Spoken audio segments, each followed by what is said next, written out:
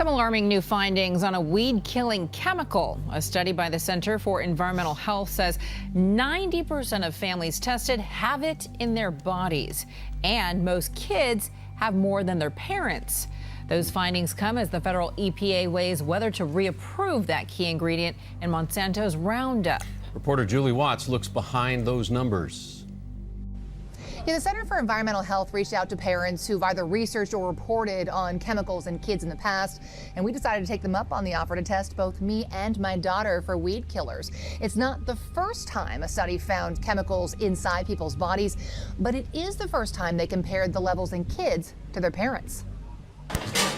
To say she takes her work home with her may be an understatement. As a pollution prevention director at the Center for Environmental Health, Sue Chang is careful about the food her son eats. We've definitely been taking precautions, eating more organic cereal and food whenever we can. She recently worked on a study that found the Roundup chemical glyphosate in nearly 70% of the oat-based food items on school menus. Doesn't need a lot. So when CEH decided to test parents and children for the weed killer inside their bodies, she and her son volunteered. Organic turkey sandwich. And despite her best efforts, the lab found the weed-killing chemical used in Monsanto's Roundup in Gabe's body at much higher levels than his mom's. Were you surprised?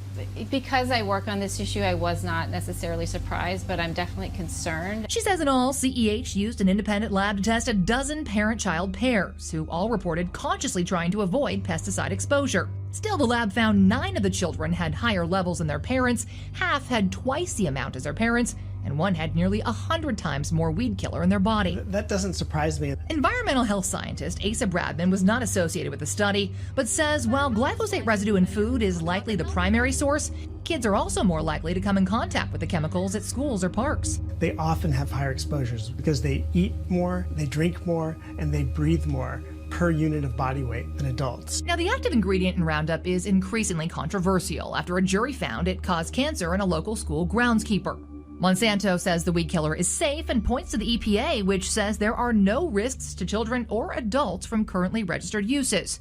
But health advocates argue the EPA primarily looks at studies funded by Monsanto. Official positions differ. The World Health Organization has classified glyphosate as probably carcinogenic to humans. The European Food Safety Authority says it's unlikely to pose a carcinogenic threat, while the California EPA lists glyphosate as known to cause cancer. You know, Monsanto says it doesn't cause cancer. The EPA says it's safe. Does X amount of glyphosate mean you get this disease? Well, so more study needs to be done, but the studies that have been done are showing serious health concerns. While there are established occupational exposure limits for adults, there is no established safe level for kids for exposure or the amount of chemical inside their body. Bottom line, should parents be nervous? Should parents be afraid? No, I don't think parents should be afraid, but information gives people power. Now, the Center for Environmental Health advises parents to buy organic whenever possible and talk to your schools about buying organic food and avoiding chemical weed killers on campus. We should note, as for our results, I actually had the lowest levels of any parent in the study. My daughter had the 4th lowest levels of all the children, but she still had significantly higher levels than me. And we have to assume, since we eat the same things at home, that she must have been exposed at school. Hello. Today I'm happy to announce that this Thursday, Bayer will complete the acquisition of Monsanto. This is good news for several reasons. It's first of all good news for our customers, farmers around the world, no matter what type of agriculture. If you had told someone 2 decades ago that by 2018, the company that commercialized chemical warfare and the company that commercialized Agent Orange were going to team up to control a quarter of the world's food supply, chances are you would have been labeled a loony. Unless your name was Robert P. Shapiro. He was CEO of Monsanto from 1995 to 2000, and in 1999 he told Businessweek that the company's goal was to wed 3 of the largest industries in the world, agriculture, food, and health, that now operate as separate businesses. But there are a set of changes that will lead to their integration. With this month's announcement that Bayer had completed its $63 billion acquisition of Monsanto, it is hard to deny that Shapiro's vision has been realized. Too bad for all of us, that vision is a nightmare. Because, contrary to the feel-good corporate propaganda being churned out by the company's PR department, propaganda that would have you believe that this merger will be good for the environment, for farmers, for ending global hunger, and, incidentally, for lining the pockets of shareholders. These two corporate giants are in fact committed to the consolidation and transformation of the world's food supply in the hands of the genetic engineers. Monsanto and Bayer are a match made in hell. The first cancer patient to take Monsanto, one of the world's largest pesticide companies, to court, wins his case to the tune of $289 million. Dwayne Johnson is dying of non-Hodgkin's lymphoma. He says was diagnosed after working just 2.5 years as a school groundskeeper, applying the weed killer Roundup up to 30 times a year. In a San Francisco court, the jury finds Monsanto, the makers of Roundup, did not provide sufficient warnings about the potential risk, and the product was a substantial factor in his illness. Monsanto plans to appeal, saying in a statement, "We are sympathetic to Mr. Johnson and his family," but they defend the herbicide's claim, saying it has a 40-year history of safe use and continues to be a vital, effective, and safe tool for farmers and others. It is hardly surprising that the first thing Bayer did after completing their takeover of Monsanto earlier this month was to announce that they were dropping the Monsanto name, merging the two companies' agrochemical divisions under the Bayer Crop Science name. After all, as everyone knows, Monsanto is one of the most hated corporations in the world. In the film Food Evolution, Neil deGrasse Tyson notes that Monsanto is one of the most hated companies in the world. Why do people have such strong feelings toward Monsanto? The worldwide march against Monsanto has drawn hundreds out onto the streets here in New York City, with people seizing the opportunity to voice their concerns and opposition to GMO foods. Why are you here?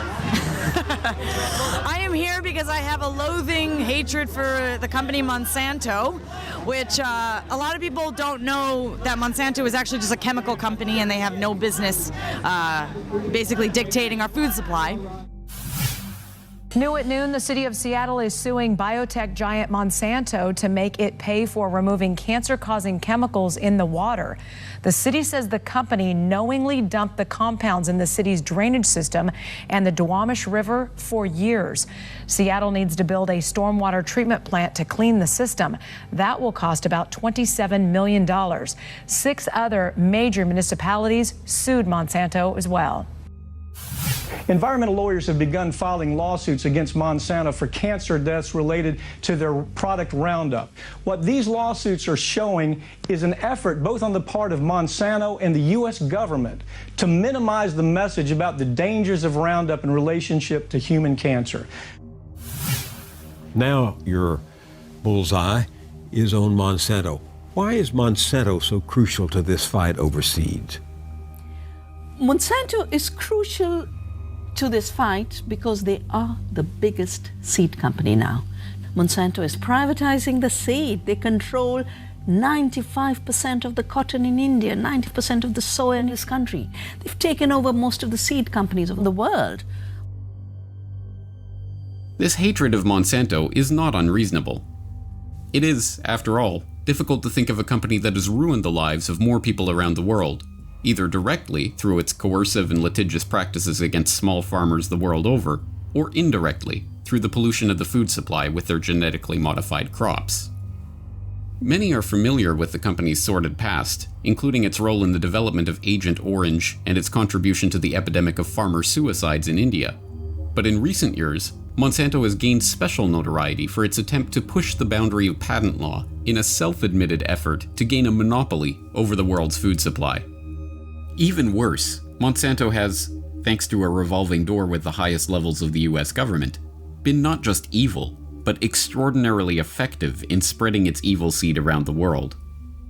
That revolving door has seen literally dozens of top Monsanto executives drift in and out of the US government agencies that, laughably, are said to regulate the agrochemical business, including Dennis DeConcini, the former US senator who now acts as legislative consultant for Monsanto, Mickey Cantor, the Commerce Secretary under President Clinton who also served on Monsanto's board of directors, Michael Taylor, Obama's deputy FDA commissioner who had previously served as Monsanto's vice president for public policy, Linda Fisher, who who was appointed deputy administrator of the EPA in 2001, fresh off a 5-year stint as Monsanto's vice president of government and public affairs, and U.S. Supreme Court Justice Clarence Thomas, who served as a corporate lawyer for Monsanto in the 1970s.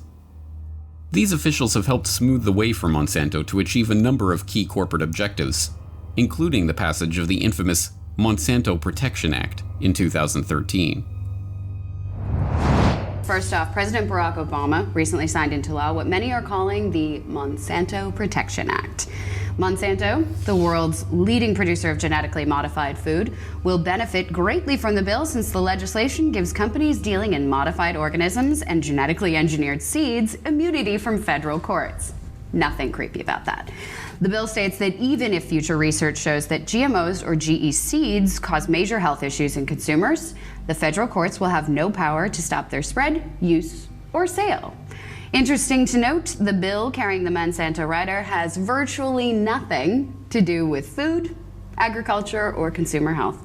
It was inserted into a spending bill through lobbying efforts and the good work of freshman Senator Roy Blunt. Well, congratulations, Mr. Blunt. Well done. Very good. Maybe write him a letter. I love Mr. Blunt because Monsanto's such a wonderfully healthy, nutritious company. Really looking out, and it's amazing. The Center for Responsive Politics notes that Senator Blunt received $64,250 from Monsanto for his campaign committee between 2000 That had and nothing to do 2012. with him making a protection Of bill or course anything like not. that. That was just purely good citizenry at work. Of course. Mr. Blunt has been the largest Republican recipient of Monsanto funding as of late. Oh, lovely. So basically, That's great. Mr. Blunt gave him an out clause. We don't know what these GMO seeds and all that crazy they do does. Sorry for the sailor talk, but we don't know what these cats do. They basically are poisoning, the plants to kill bugs. And Their pesticides are actually killing the bee population. There's research to prove it. And now, because of this law, technically, we can't do anything about it. we can't go back as citizens. The government can't go back and sue them or hold them accountable for any of the actions that they've done. This is beautiful. This is wonderful politics as usual. The old, pay to play kind of technique of, we'll give you X amount of dollars, get you elected, and then help us out here.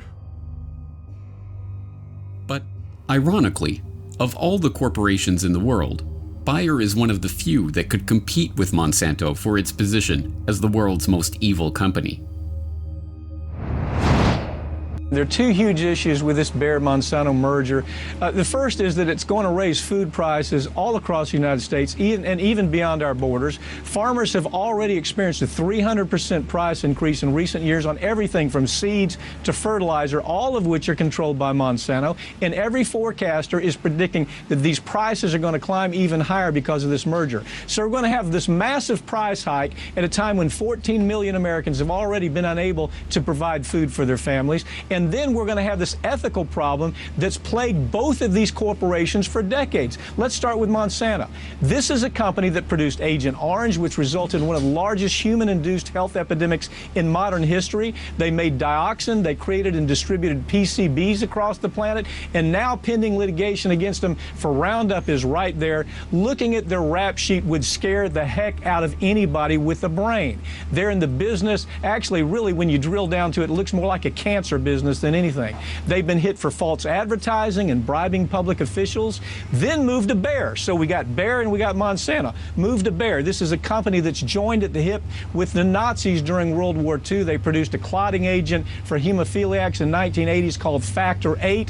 This blood clotting agent was tainted with HIV, and then after the government told them they couldn't sell it here, they shipped it all over the world, infecting people all over the world. That's the company. That's just part of the Bayer story. Right now, they're facing lawsuits over products like Yaz, Xarelto, Essure, Cipro. In fact, the company in 2014 annual report listed 32 different liability lawsuits that the company's now facing. So now you have the worst of the worst joining with the worst of the worst, and we have this magnificent experience of greed with these two huge corporations. This is a merger of evil, probably second only to the kind of merger that we'd see with DuPont DuPont and Dow Chemical. It's an ugly story. Again, the media is missing the point. They're not looking at all behind what these people are, and they're people. These corporations are regarded as people. If these are people on a witness stand, it's going to be a very ugly cross-examination. These are people who should probably be in prison rather than engaging in mergers. Bayer accidentally funds study showing its pesticide is killing the bees and promptly denies those conclusions. A large-scale study on neonicotinoid pesticides is adding to the growing body of evidence that these agriculture chemicals are indeed harming bee populations, to say the very least. Carried out at 33 sites in the United Kingdom, Germany, Hungary, the study found that exposure to neonicotinoids, quote, left honeybee hives less likely to survive over winter, while bumblebees and solitary bees produced fewer queens, end quote. Mirena is a chemical-coated soft plastic IUD that proved to be a huge moneymaker for Bayer. But part of the reason that this particular contraceptive was so profitable was because Bayer was deliberately overstating the benefits of their device and not disclosing some of the rare but dangerous side effects. For example, in April of 2009, the FDA had to issue a warning letter to Bayer Healthcare because its website for Mirena made a number of claims that were simply untrue or unproven. Bayer was so busy making claims that the IUD was a perfect solution for busy moms and would increase women's sex lives while making them look and feel great that it forgot to mention that the device is recommended for women who've already had at least one child. The company also declined to state that the Mirena IUD increases the risk of ectopic pregnancies, which is when a fertilized egg attaches to an area other than the uterus. So the CEO was actually speaking to Bloomberg Business Week, and he is trying to appeal the Indian court's decision to allow this patent for another company. He said the following: "We did not develop this medicine for Indians. We developed it for Western patients who can afford it." Oh, and look at that face. That's the kind of face that would say a thing like that. Doesn't he look so smug? Like, oh, please, we didn't develop this for Indians. We developed it for Westerners who are rich. In the 1980s, Bayer Corporation produced a medicine that was supposed to improve the lives of hemophiliacs. Bayer didn't tell those hemophiliacs that their product was infected with HIV. Because of that, entire families of hemophiliacs died with AIDS as the virus spread within households. When Bayer was ordered to stop selling their drug in America, they dumped their AIDS-laden product in Asia and killed Asian families. No one with Bayer management was arrested. No one who made these psychopathic quality decisions went to prison. They claimed the protection of their status as a corporation. That corporate status gave management the ability to kill people for profit and not go to prison. Indeed, it is not difficult to see why these two companies, each one a titan of its respective industry, each one guilty of the most atrocious crimes against humanity and the destruction of the environment, would feel an affinity for each other. But why merge? What does a pharmaceutical giant have to gain from buying out and merging with an agrochemical giant, especially one that carries as much baggage as Monsanto? If the connection between these corporate behemoths seems tenuous, then perhaps the key to understanding it is presented in that 1995 quote from former Monsanto CEO Robert Shapiro. We're talking about three of the largest industries in the world, agriculture, food, and health, that now operate as separate businesses. But there are a set of changes that will lead to their integration. Integration of agriculture, food, and health is the goal, and once that goal is reached, the entire life support system of the human population, including all our food and medicine, will be in the hands of a few megacorporations. Indeed, the history of the production of food and pharmaceuticals has always followed the same trajectory, away from natural, abundant, locally produced organic materials and toward artificial, scarce, factory-produced synthetic alternatives. Control of the global food supply is, needless to say, along with control of money and oil, one of the pillars upon which the globalist oligarchs seek to construct their system of total control. Although there is no proof whatsoever that he said it, the dubious quote sometimes attributed to Henry Kissinger is nonetheless quite true. Who controls the food supply controls the people. Who controls the energy can control whole continents. Who controls money can control the world.